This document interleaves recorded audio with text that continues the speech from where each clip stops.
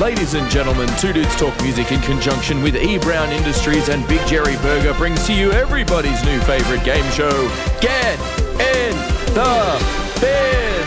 Now, let's go to our host, Reverend Raph and the beer buddy, Kyle.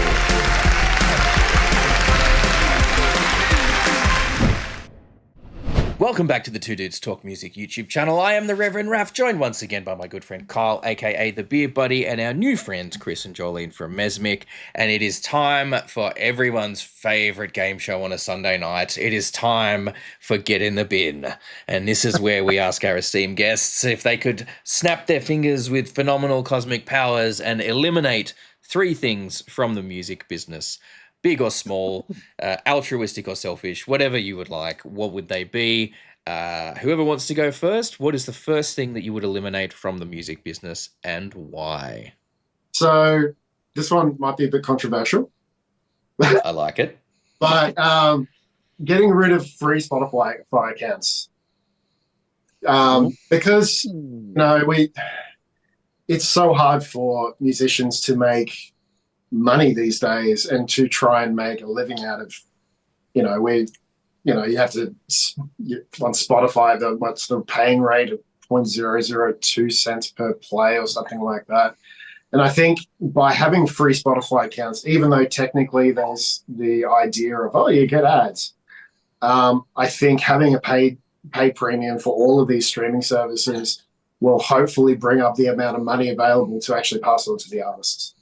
So that's possibly one of the ones that I'd come up with. It's a bit tricky because, you do have advertising, but would that make any difference to how much I think if it was to be paired with a proper analysis and breakdown of the use, because, they've got the data, right? Yeah. So all they need to do, and I think if they were to do something like that and pair it with, okay, we're going to look at what you've listened to. This month you've paid us $15. You've listened to this many songs. So we're going to break that $15 up into that many pieces, equal pieces, and that's where the money's going. Yeah. That'd be nice. Yeah. Right? Like if it was straightforward like that, I think it would be a much, much better system. And I think it would allow for, artists to get it. Look, it still would probably be a not very fair shake, but I think it would be a fairer shake than the way things are now. Yeah, yeah. So it is always really tricky because of the new streaming system that musicians have to deal with these days. It's very hard to actually put an intrinsic value on music now because it's devalued it in the mind of the consumer. Yeah, exactly. It's become almost like a background commodity. It's not something that we're showing our age.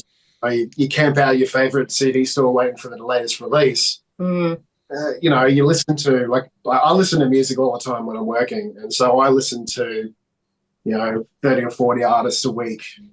And, do any of them really, really stick in the back of my mind? Unless they're exceptionally good. Probably. And I've said it before, if streaming services were to disappear, it wouldn't solve the problem.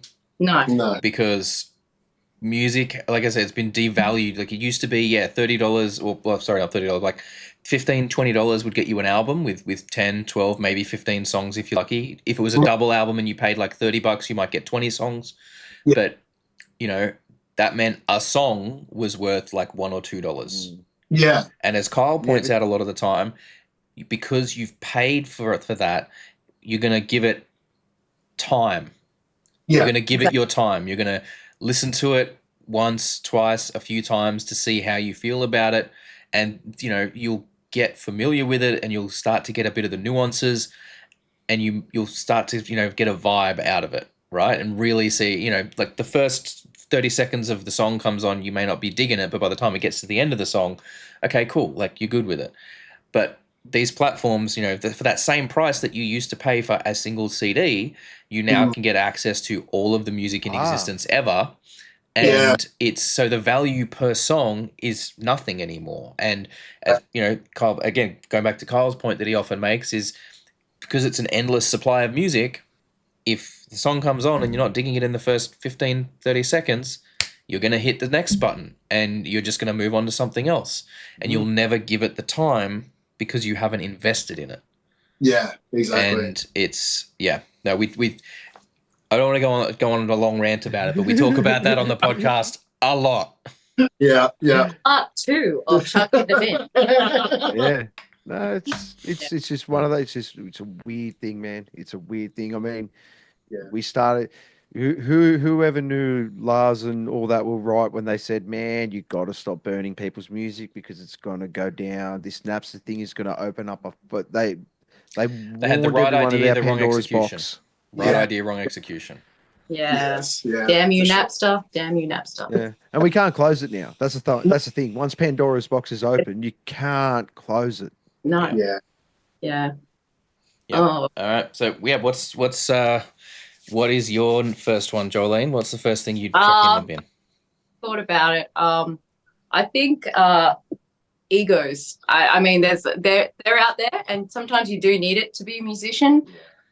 Ego on stage is different to ego off stage, and I haven't had a lot of trouble with it.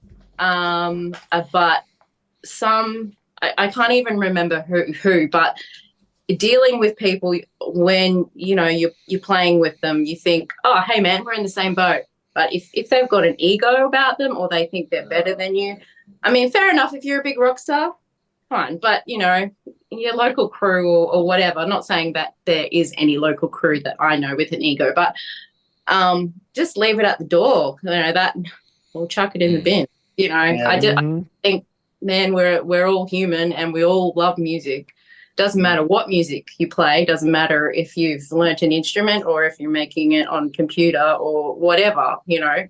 It's all we're all the same. So we're standing in the same shitty pub, about to walk onto the same shitty stage, about to do the same thing, man. Just get with the program and let's just all get through it and enjoy it together.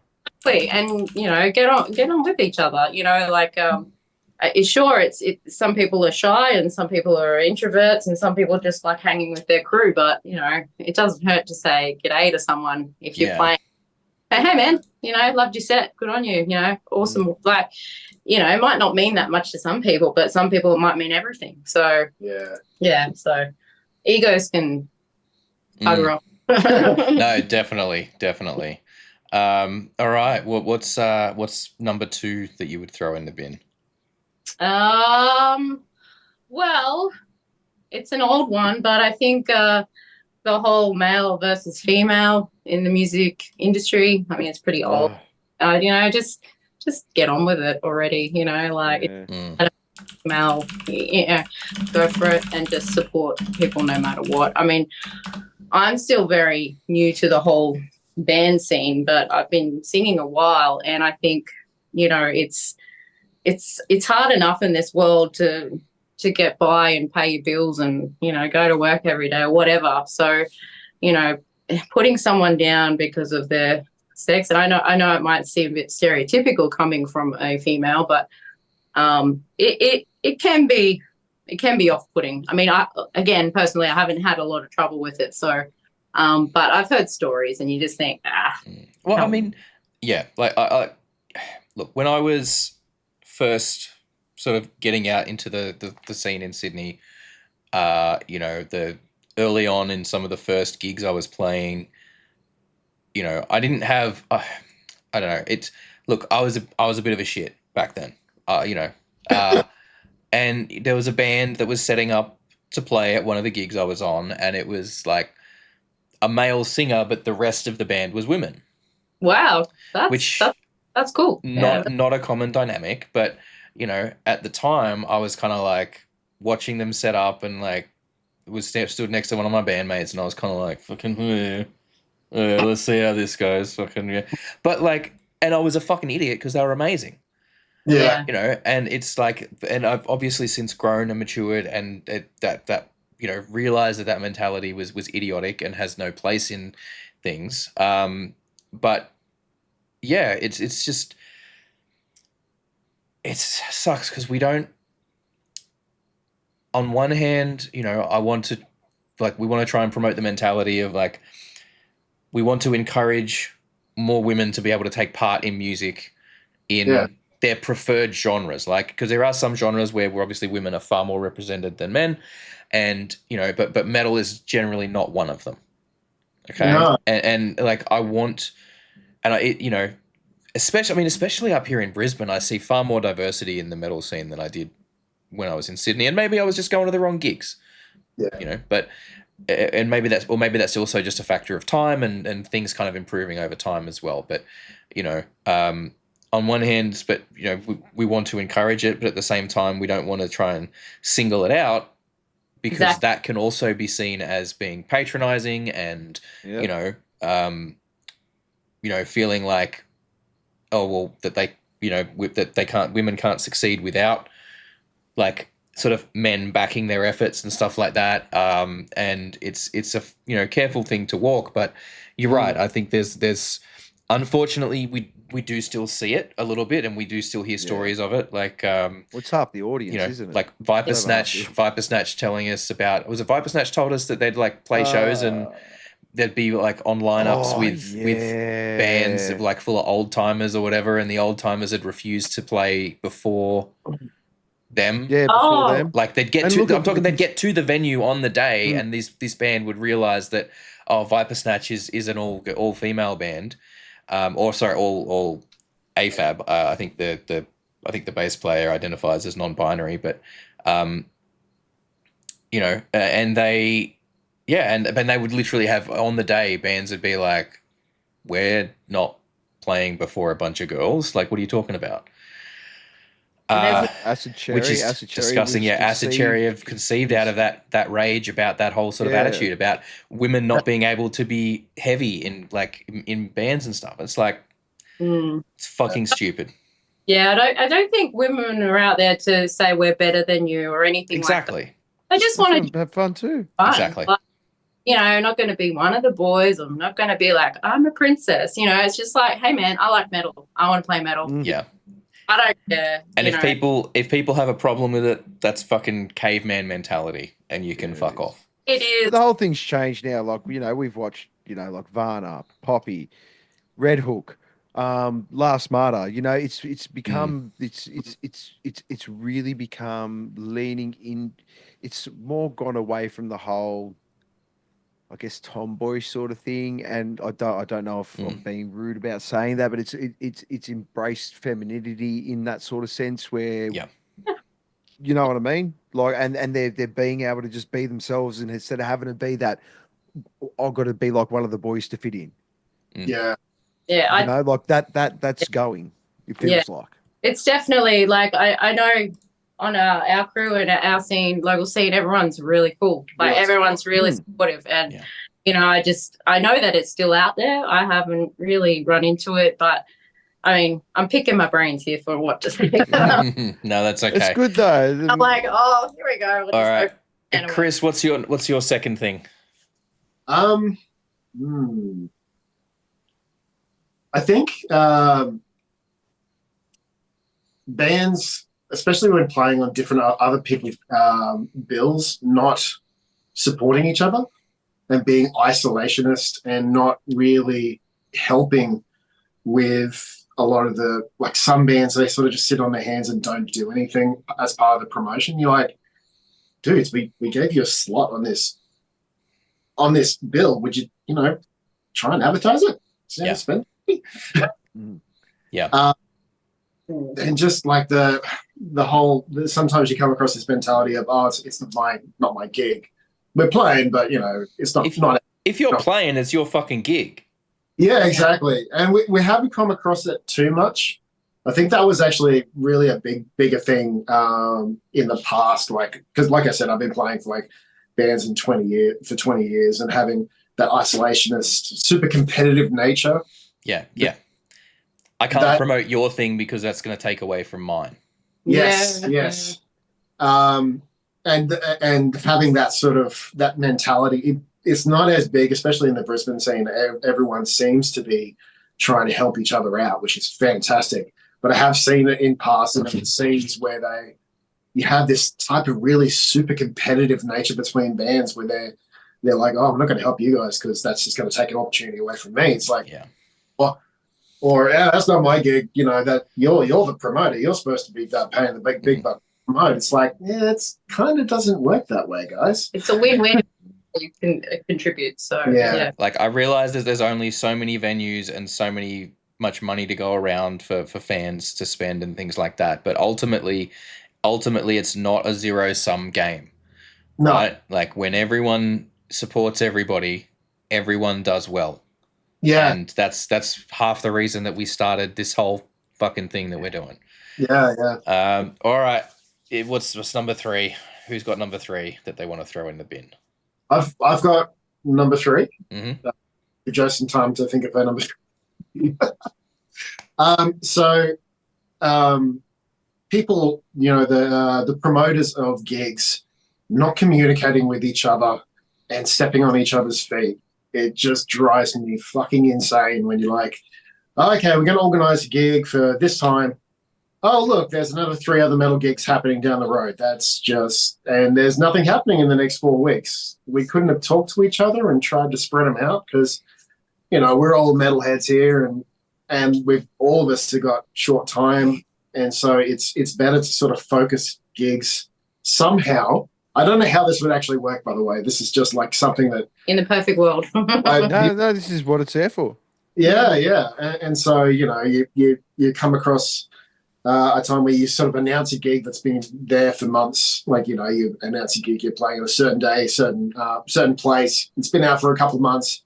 And then another 3 other venues suddenly announce their own metal gigs. And you're like, wouldn't it be easier just to sort of spread them out over 3 weekends instead of competing against each other? Mm.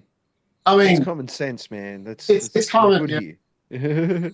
That's a bit of a left field one because it's just like, people just don't talk to each other just because that's what people don't do. Mm-hmm. But yeah, well, I guess, and that gets really tricky though as well, right? Because then it's like, okay, well, who was like, like maybe your gig got announced first, but maybe the other one's been in the works for longer. Yeah.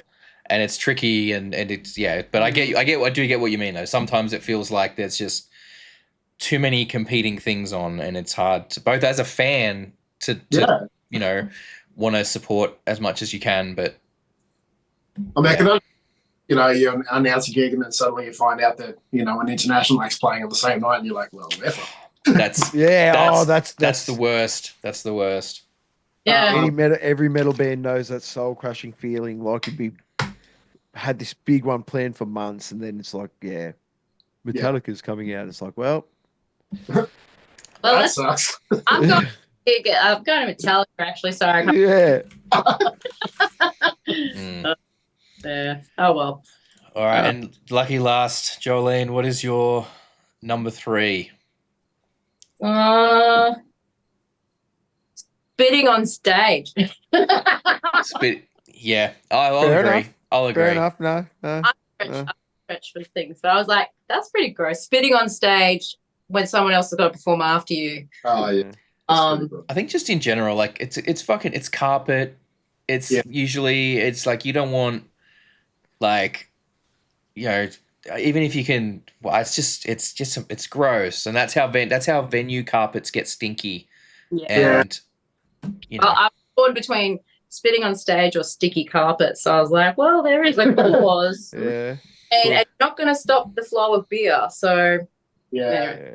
And it's even worse when you know that when you're putting guitar pedals down and you're setting your gear up and you're like, this has probably had some body fluids that I really don't want to know about on it. It's like, damn, that's junky.